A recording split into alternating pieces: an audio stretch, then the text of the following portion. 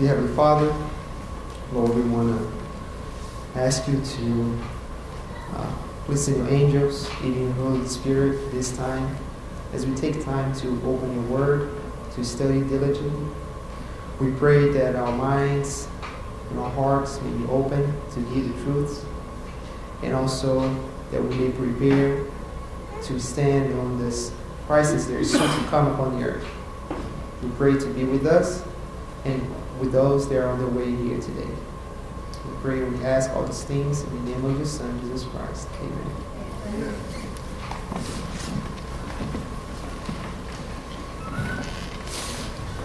So for those that were here last Sabbath and for visitors, we were dealing with the subject of Babylon.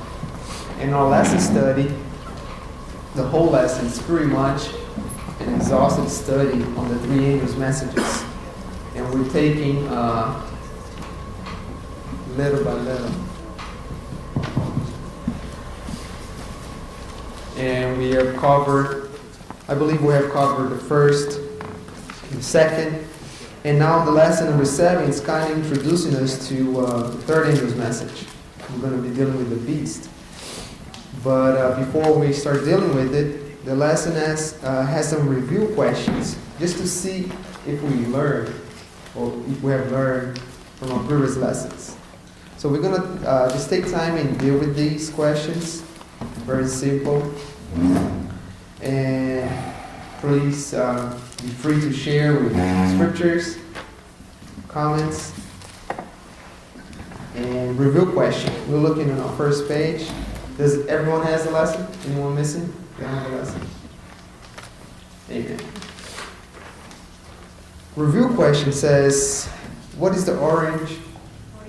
I'm sorry. What is the origin of the term Babylon? Brother? If we recall the previous lesson at the beginning, Genesis 10:10. Genesis 10:10. Let's go there. And Genesis 11:9 gives a biblical explanation of the term Babylon, or where the term came from, originated from. Reading Genesis 10:10. And in the beginning of his kingdom was Babel, and Ekron, and Akkad, and Calneh, and in the land of Shinar. And if you turn to Genesis 11:9, Genesis 11:9, therefore is the name of it called Babel, because the Lord did there confound the language of all the earth, and from thence did the Lord scatter them abroad upon the face of all the earth. So basically, Babylon is babble or confusion. Amen. So that term has its origin from the history of the Tower of Babel. Yes. Nimrod. The history of Nimrod. Anyone else has a comment, question? So I believe we're pretty set on this. Everybody saw this last week. Well, and the next question says, what did it mean to the worldly wise? To the worldly wise, not to the Christian wise. You guys remember the lesson? That was question 7, I believe.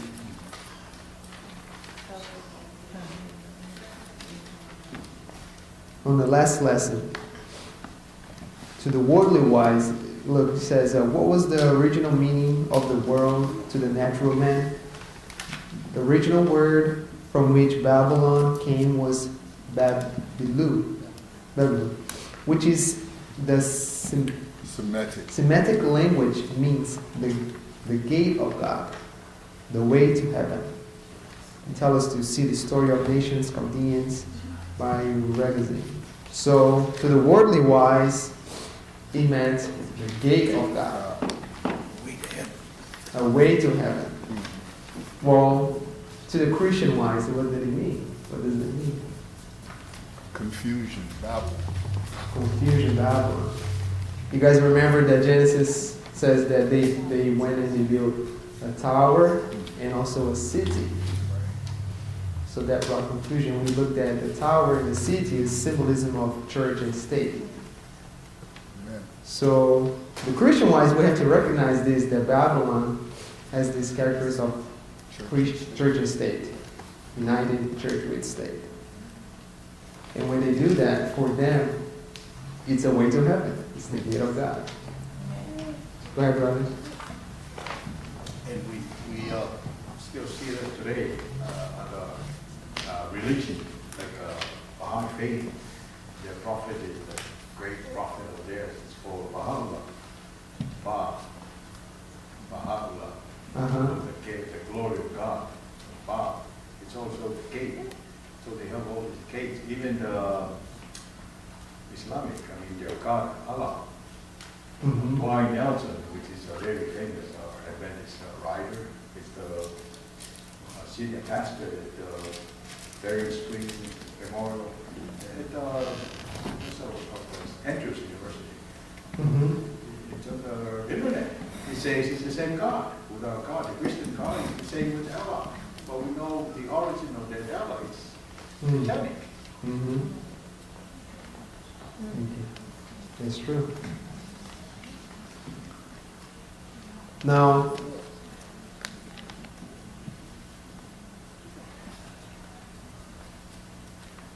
question C says, by what means did the church become, question C, by what means did the church become Babylon? Now remember, we went down through history and we saw that we had Babylon in the time of Nimrod. We looked at Babylon in the time of Nebuchadnezzar, Belshazzar, and then when we come down to Apostolic Age, around the Dark Ages, we see there's a church starting embracing the same pagan worship. So the question says, by what means did the church become Babylon? We have Brother Bim and then Sister right here.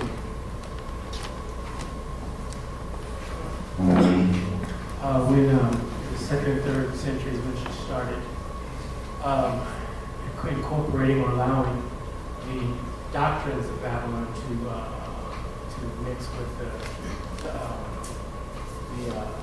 Christian doctrine. That's when she started to become Babylon. Is the church Babylon today? No, the church is not Babylon. Which church are you referring to? Adventist church. Oh, no. When I say the church, I'm talking about what ultimately became the Catholic Church. The Catholic Church. The really Catholic Church.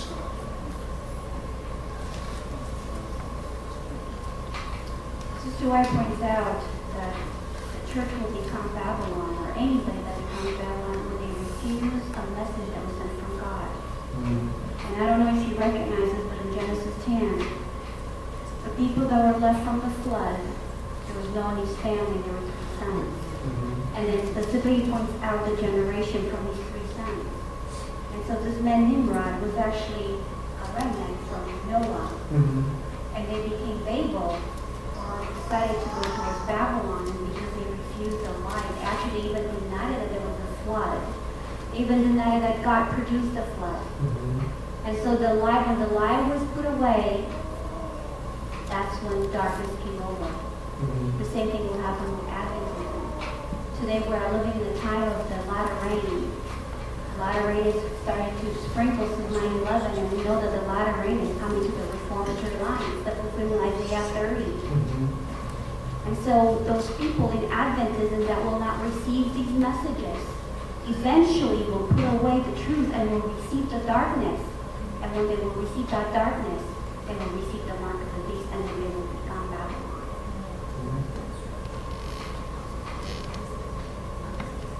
We saw that through our last studies that in the history of Nimrod, Nebuchadnezzar, Belshazzar, there was always a warning message that came to them, and they reject that warning.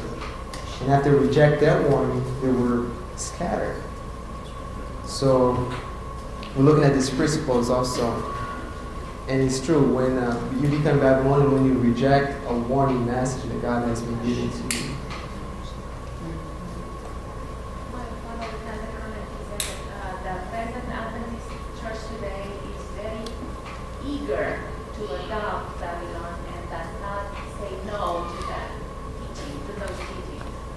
That's the characteristic. But Sister Tanya explained it further that eventually it will become Babylon, and then a remnant will represent what God really wanted by His light in this world.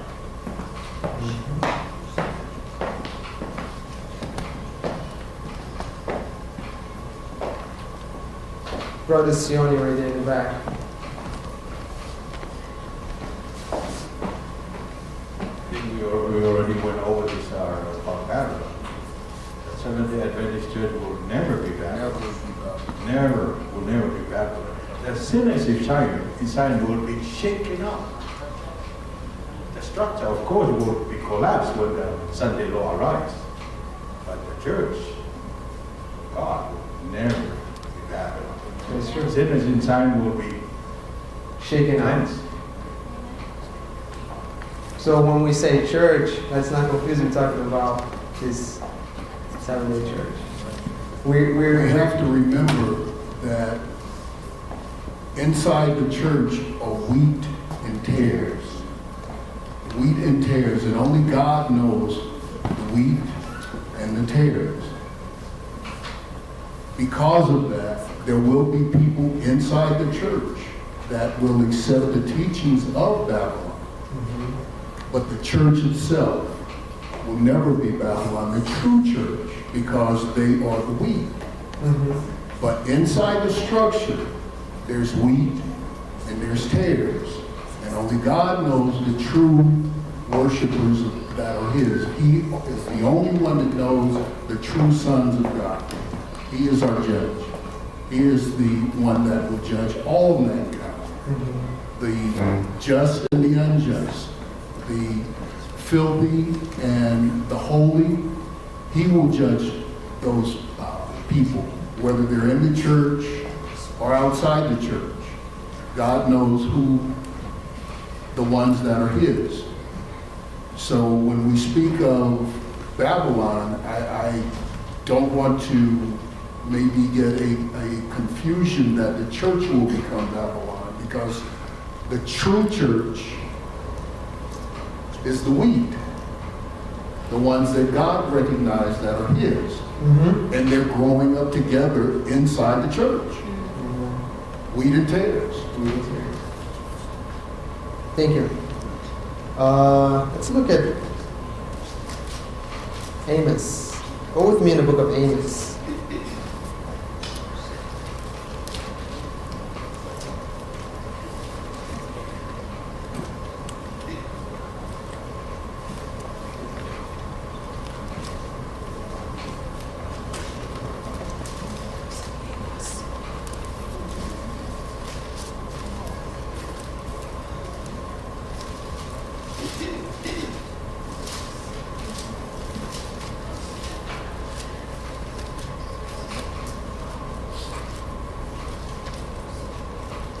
And we're looking at chapter 9.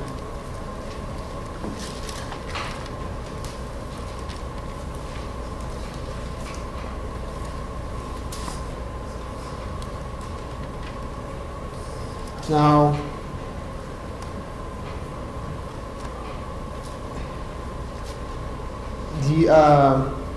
we're going to look at this subject right here, just real quick, to understand this shaking that's happening among us. Go with me in chapter 9, verse 7.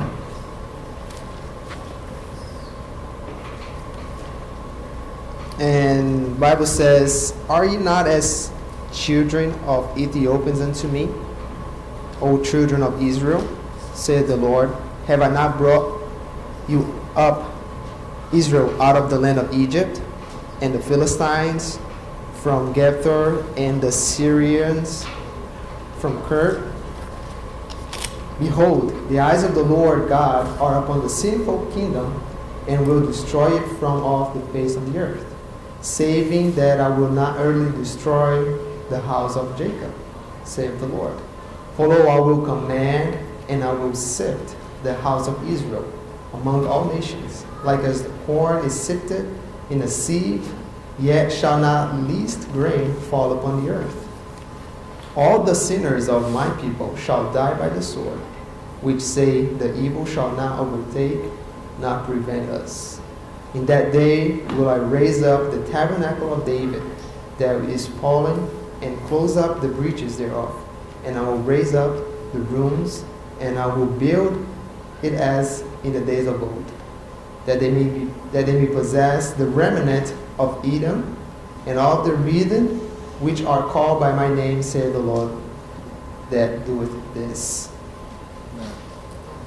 Just want to point two things here. Verse 7 says, are ye not as the children of Ethiopians? Who are the Ethiopians? You guys know what the Ethiopians are descended from? If you look in your concordance, the Ethiopians, they're descended from Cush, father of Nimrod. Okay? So we see that they're in the same type of apostasy. But even though God is not calling them, you guys are Babylon, or you're just as them. The wicked. Because you see all the sinners are going to be moved out. So, but come to verse 9, we see that he said, it shall not the least grain fall upon the earth. When he started to sift the house of Israel, in other words, he's going to start to shake. And those that know agriculture, or how do you sift the wheat? Separate the grain from the chaff. You put in a sifter, you got to shake it, and then you throw it to the air, right? Chaff blows away. And the wheat, it falls on the sift, and the chaff goes away. Because the chaff, there is no weight on it. It's just light air. So the wheat, which is heavy, will fall on the sift. Well, we need to be heavy as the wheat, not light. Our Christian experience doesn't have to be light like the chaff, otherwise the winds of doctrine is going to blow us away. And that's what it's going to call all the sinners to die by the sword. But then on verse 12 says that when he does that, they may possess the remnant of Edom and all the heathen, which are called by my name, said the Lord of hosts. So there's a remnant inside of Edom, Moab, and Ammon. It's going to be gathered together. Well, so this shaking needs to happen first with us. He needs to purify his church so he can go gather those out. Church militant, church triumph. Church militant, church triumph. So we see that there's an apostasy among God's people. But he's the one that's going to purify his church, shake it out, and divide it. He does that, and he does that through a prophetic message. I wanted to point out that a house that has a foundation and pillars, even though the wind may come and the tornado may come, it's a whole lot heavier. And though the walls may fall away, but the foundation and the pillars will remain. And we know that our foundation, our pillars are the 1843 and the 1850 charter. Amen. Amen. Brother Sione? When you were talking about the wheat, talking about the shifting, when God will burst his church. It's at the Israelites, when the harvest, they bring the wheat, it has to be on the windy day, when they hit the wheat, and they, like a shower thing, they throw it in the air, the wheat will fall back to the floor. The shaft will be taken by the wind, blown off. So it's at a windy day, the day of when the 4 winds are released. It will be first, the floor. The wheat will fall back, like you say, it's heavier. The chaff will be taken away by the wind, or the east wind will blow off the chaff, the wind will fall back to the floor. every wind of doctrine. And we aren't on the east wind since 9/11, correct? So we have to understand these principles because it's happening even now among us, right? Amen. Well, I think we kind of getting a little away from our lesson. Question, I think we have an answer. Question D says, to what then did she seek for succor? Babylon. What did she seek? Babylon. Talking about Babylon. What's another word for super? This word I saw it in a verse. It's, I look at a lot of the dictionary, it's kind of like pursue after.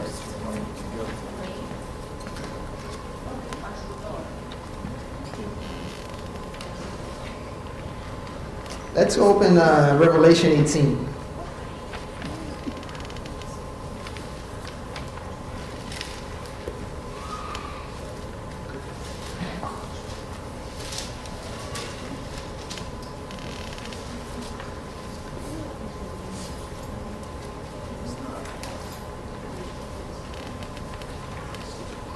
Verse 3. Someone read for me?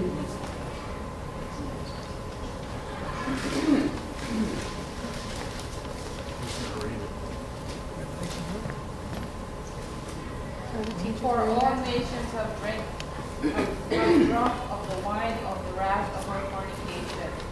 And the kings of the earth have committed fornication with her, and the merchants of the earth are waxed rich through the abundance of her delicacies. Notice on verse 3 says that for all nations have drunk of the wine of the wrath of her fornication.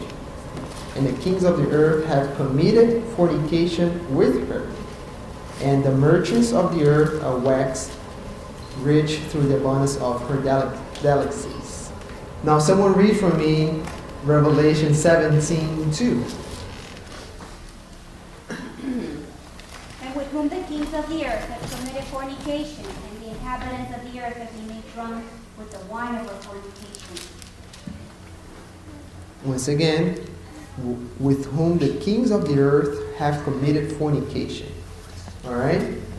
Now, who's Babylon committing fornication with? Kings of the earth. Kings of the earth. Now, go with me on 2 Corinthians 2.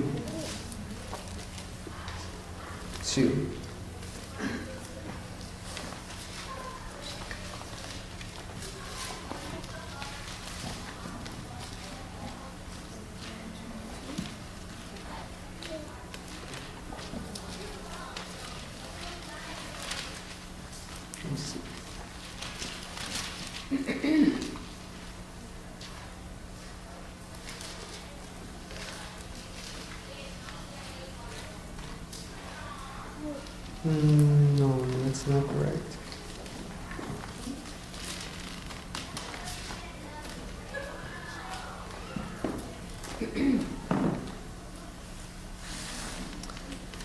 I'm sorry. Let's go to Ephesians. Ephesians 5. It's not the right passage.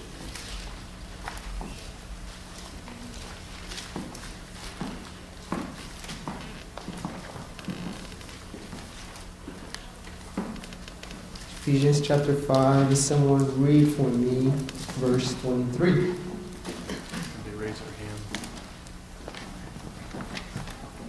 For the husband is the head of the wife. For the husband is the head of the wife, even as Christ is the head of the church, and he is the Savior of the body. Amen.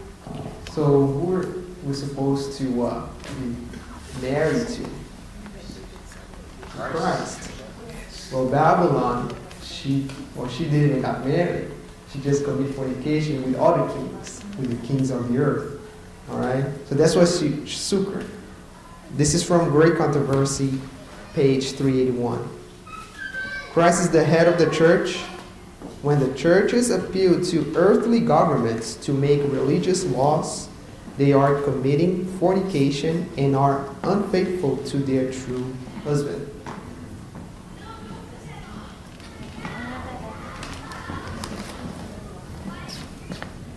you back a little bit into history, our church did that in 1863. Because in 1863, the United States was in a civil war, and we know that our brethren were facing that their children, their young adults will be drafted into war. And instead of going to Christ, they went to the state.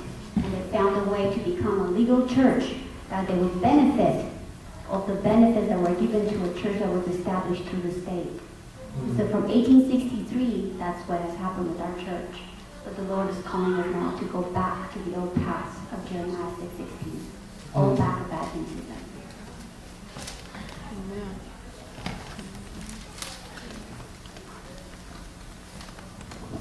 Now, we already answered question E, what it says, why she's seeking fornication with the kings of the earth. What did this act constitute? Revelation 14:8. Falling, right? Yes. Yes. Everybody. They refused the messages in 1842.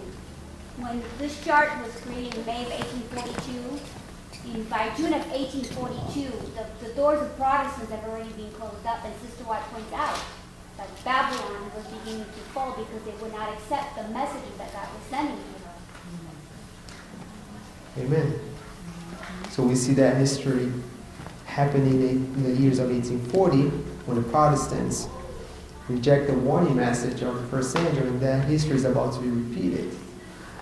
So we just made it clear by our last studies that when we see Revelation 14:8 stating Babylon is falling, that's already a decision that she had made of reject the warning message. That's plain. Now we get into the third angel's message that's going to show the consequence. And whoever goes along with her. And that's where the last warning message comes. Because the Bible just showed clearly through history that Babylon already has rejected his warning messages. That's why it's Babylon. Now it's warning us not to go with her or be along with her because she already has her judgment pronounced. So let's begin on question number 1. And I would like someone to read that for me. You can raise your hand and Mike will be with you. The question, what relationship does the third angel of Revelation 14:9 bear to the angel of verses 6 and 7? The answer, he followed them or went with them. That the word follow means to go with. See Matthew, Mark, and many others. The first message laid out, the other follows with, as disciples follow Jesus. The first message is positive. The second and third, negative. Every positive truth is embraced in the first message. Amen. Very true.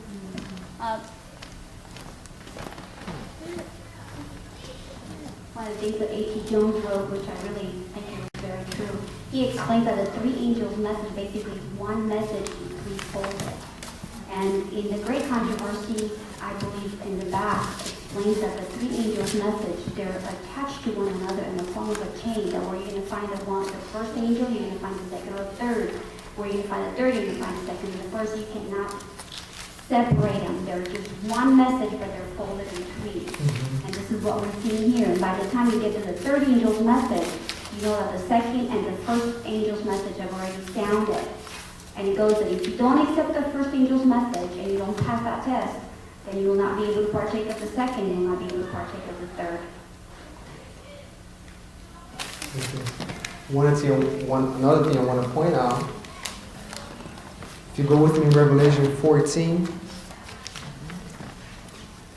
open your Bibles with me in Revelation 14, and look at verse 9. We're going to read verse 9. And the third angel followed them, saying with a loud voice, if any man worship the beast and his image, and receive his mark in his forehead or in his hand. Okay? Now, Same chapter. Look at verse 6. No, I'm sorry, 7. Verse 9 is the third angel. Verse 7 is the first. First angel says, "Sing with a loud voice, fear God and give glory to him, for the hour of his judgment is come, and worship him that made heaven and earth and the sea and the fountains of waters." What similarity you see on the first and on the third? Or what word do you see on both? Worship. Loud voice, but the word that would, I'm sorry, I probably asked it the wrong way, but the word that we see, it's worship. Worship. It's a matter of worship. Okay? First angel tell us the right way to worship. Who would he worship? To whom we have to worship. So we see that this beast is requiring worship. Also, it's a controversy of who we want to worship. Okay? Who are we going to worship? Okay, let's go to question 2. Before you go forward and make a comment, Go ahead, sure. just like to make a comment on that last question. In Revelation 15, verse 2, regarding who we worship, we know as Christians we are called to overcome. We know we need to overcome sin, but we also need to overcome this in verse 15, Revelation 15, verse 2. And I saw, as it were, a sea of glass mingled with fire, and them that had gotten the victory over the beast, and over his image, and over his mark, and over the number of his name, stand on the sea of glass, having the harps of God.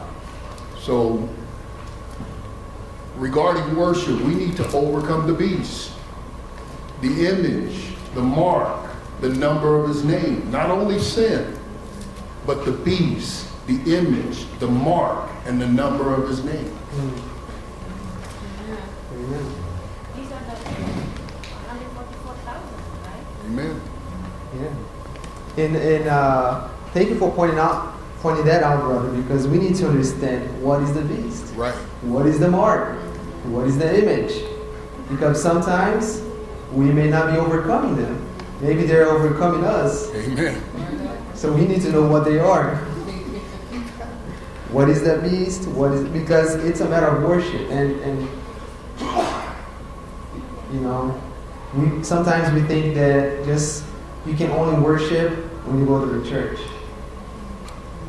You can be doing worship, watching your TV, eating in a restaurant, you know, playing some sports. You can be doing some worship without, thinking that, I just do worship if I go to church, So thank you, brother, for sharing that text, because we need to overcome these Amen. things. And I believe that we need to know what they are. So we don't surrender worship to them. Go ahead, sister. I want to point out that there's 4 things that the Christian needs to overcome in the last days.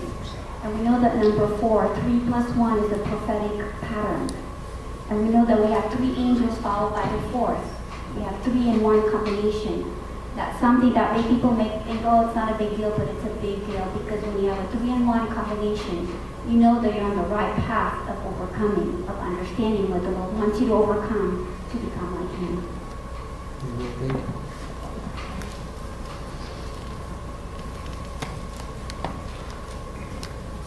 Can we move on? Yes, thank you for your comments. Now, question number 2 says, against what does the third angel warn us? We read it, but let's read it again. Someone read for me, Revelation 14:9. Revelation 14:9. And the third angel followed them, saying with a loud voice, if any man worship the beast and his image, and receive his mark in his forehead or in his hand. So it's warning us against worshiping the beast. Let's point out the things there. It's marking us. It's warning us. Worship the beast. Worship the image. Receive his mark. All right. And these three, brother, just share with us. We need to overcome the beast, the image, and the mark, and the number of his name. So this is what it's warning us against. Question.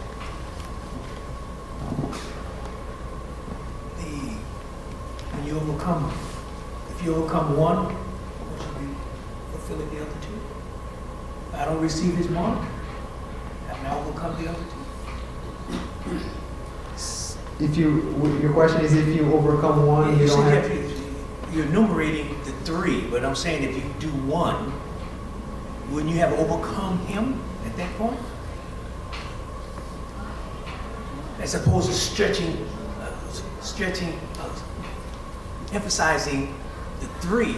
If you overcome one, you defeated. God has gave you the victory. You overcome. Up to a certain point.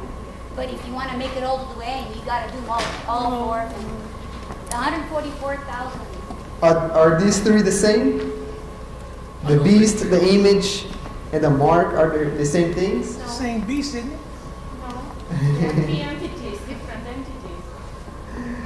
There's characteristics, different characteristics. It's one person with three things, but if you overcome one, then you overcome him because you recognize him. Why would he delineate each one independently that you have to overcome? Because some of us won't see the image. Some of us will see. So if you overcome what you see. Okay, is the mark the same as the image? Class? Then it's something different to overcome if it's not the same.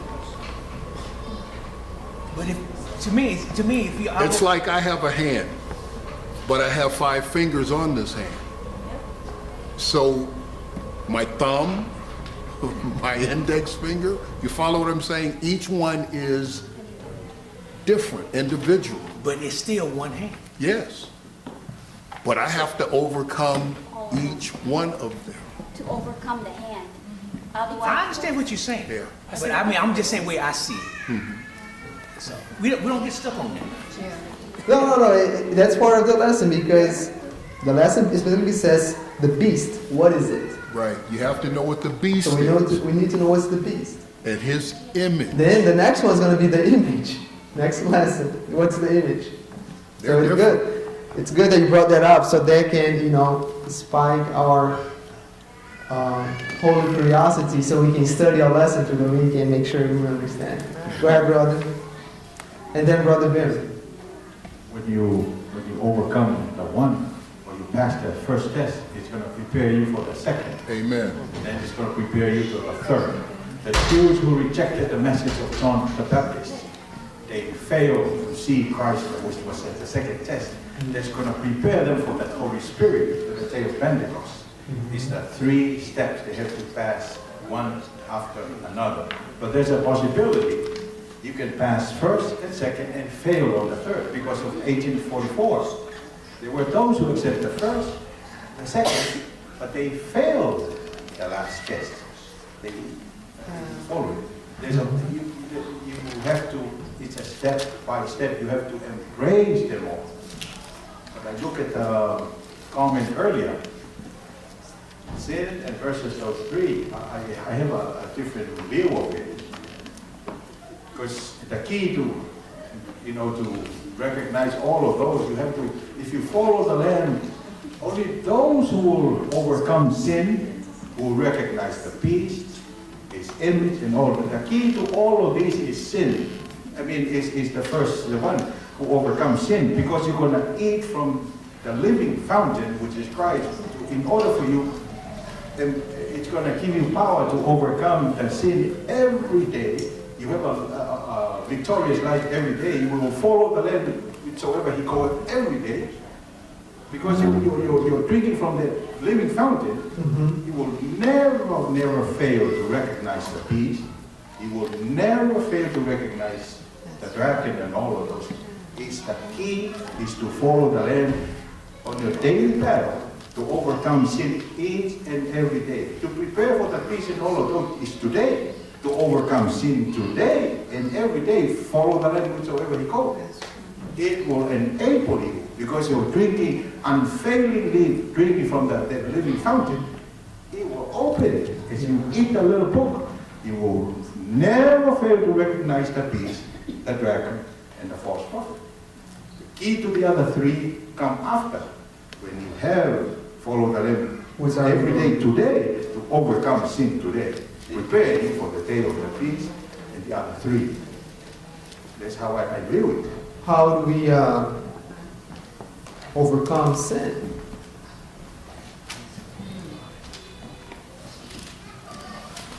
Then it goes back to his argument question, throwing it back at us, and that is how you overcome sins, how you overcome the image, how you overcome the beast. It's true what the brother said. I just want to share a text with you. Go Exodus 19.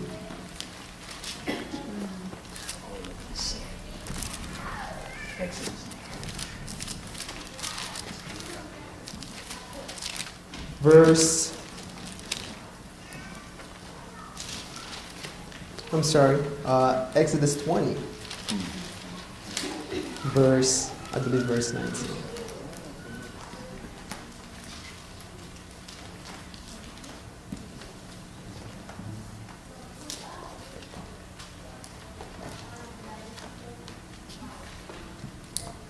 Exodus 20, verse 18.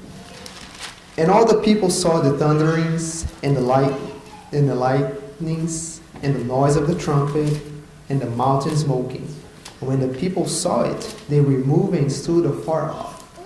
And they said unto Moses, Speak thou with us, and we will hear. But let not God speak with us, lest we die. And Moses said unto the people, Fear not, for God is come to prove you, and that his fear may be before your faces, that you see not. How we can overcome sin? Fear God. Give glory to him. For the hour of his judgment is come. It's the first message. So first step, conviction of sin.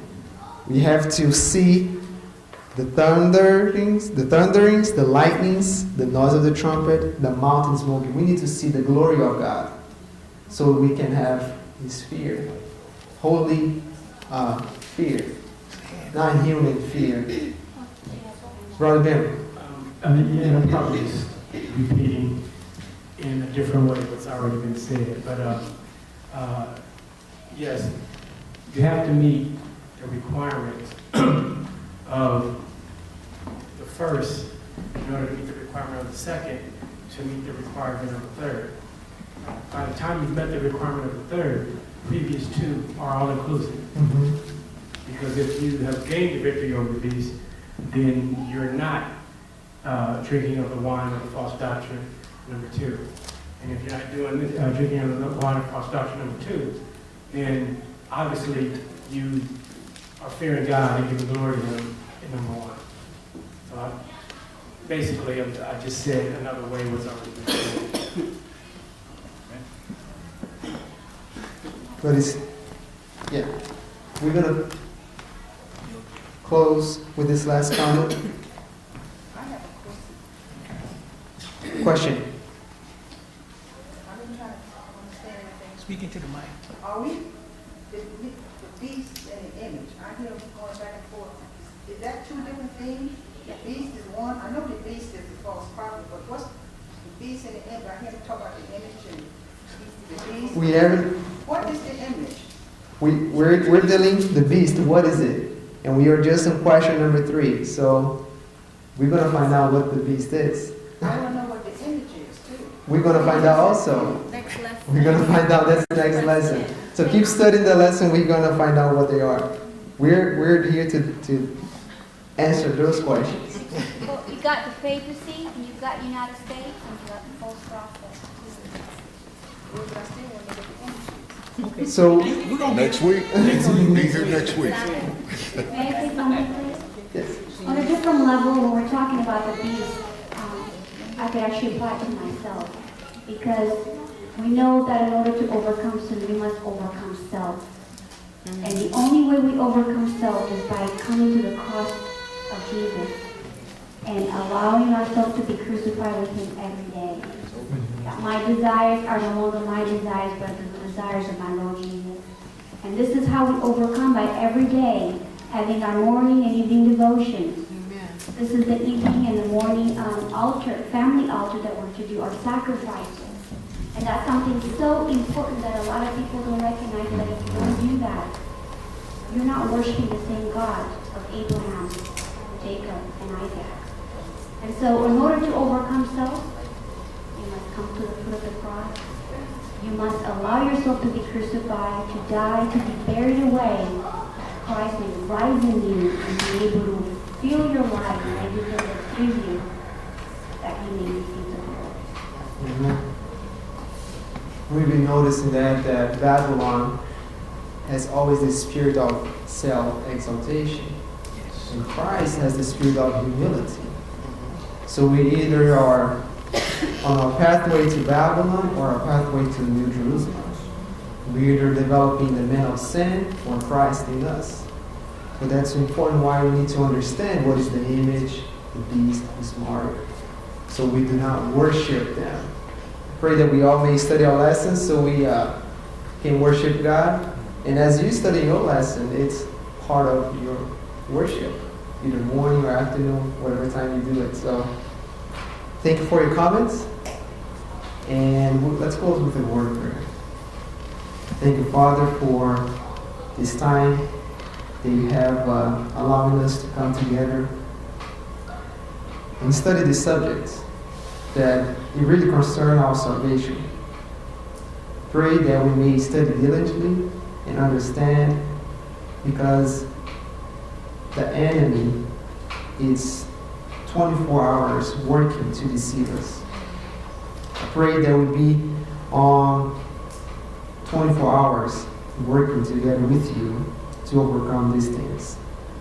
We pray that you be with us in this humble worship over to you as we transition now to divine service hour. We thank you and we pray for all these things in the name of your Son, Jesus Christ. Amen.